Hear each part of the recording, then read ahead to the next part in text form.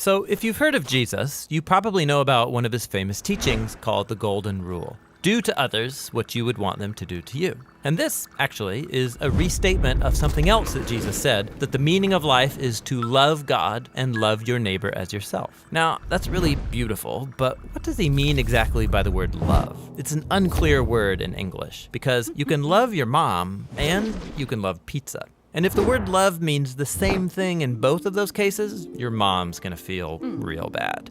So what did Jesus mean in his language? Well, first of all, this love your neighbor phrase is a quotation from the Hebrew scriptures, where the word for love is ahava. However, the language Jesus spoke and taught in from day to day, it was a cousin language of Hebrew, that is Aramaic, in which the word for love is rachma. But then, as Jesus' followers spread his teachings around the world, they translated them into Greek, using the word agape. But here's what's fascinating. The earliest followers of Jesus, who wrote the books of the New Testament in Greek, they didn't learn the meaning of agape by looking it up in ancient dictionaries. Rather, they looked to the teachings of Jesus and the story of his life to redefine their very concept of love. So one time, Jesus was asked about the most important command in the Jewish scriptures. And he first quoted from the ancient prayer in the Torah called the Shema. Love the Lord your God with all of your heart. So love for God is the most important thing. But then Jesus quickly followed up by saying another command from the Torah was also the most important, to love your neighbor as yourself. So which is the most important,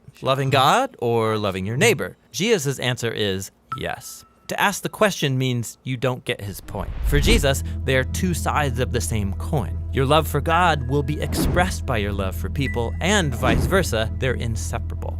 And so this makes it clear that for Jesus, agape love is not primarily a feeling for someone else that happens to you, like our phrase, I fell in love. For Jesus, love is action. It's a choice that you make to seek the well-being of people other than yourself. Jesus also went on to teach that genuine love for God and others means seeking people's well-being without expecting anything in return, especially from people who are in difficult situations, who can't repay you even if they wanted to. According to Jesus, this kind of generous love reflects the very heartbeat of God. And he took this even further. Jesus said that the ultimate standard of authentic love is how well you treat the person that you can't stand. Or in his words, you shall love your enemy and do good to them, expecting nothing in return. For Jesus, this kind of enemy-embracing love imitates the very character of God himself. Now, we wouldn't be talking about Jesus still today if he had only said things like love your enemy. This is how he actually lived. Jesus was constantly helping and serving the people around him in very practical and tangible ways. And he consistently moved towards poor and hurting people who couldn't benefit him in return. He showed love for the forgotten ones, the people who usually fall through the cracks. And when Jesus eventually marched into Jerusalem, he made himself an enemy of the leaders of his people by accusing them of hypocrisy and corruption. But then instead of attacking his enemies to overthrow them, he allowed them to kill him.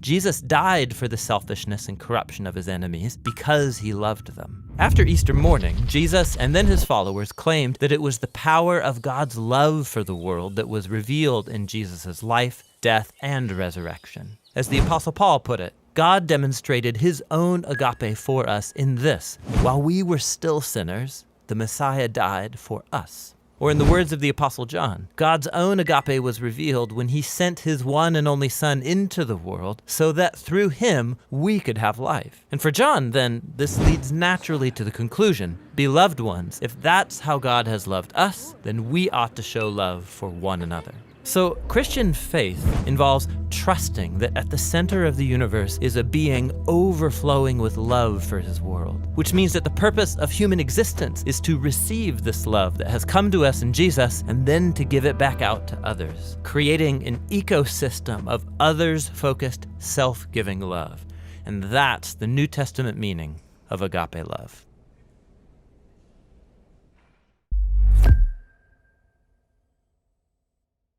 Hey, thanks for watching this word study video by the Bible Project. We make lots of other videos, and they're all about showing how the Bible is a unified story that leads to Jesus.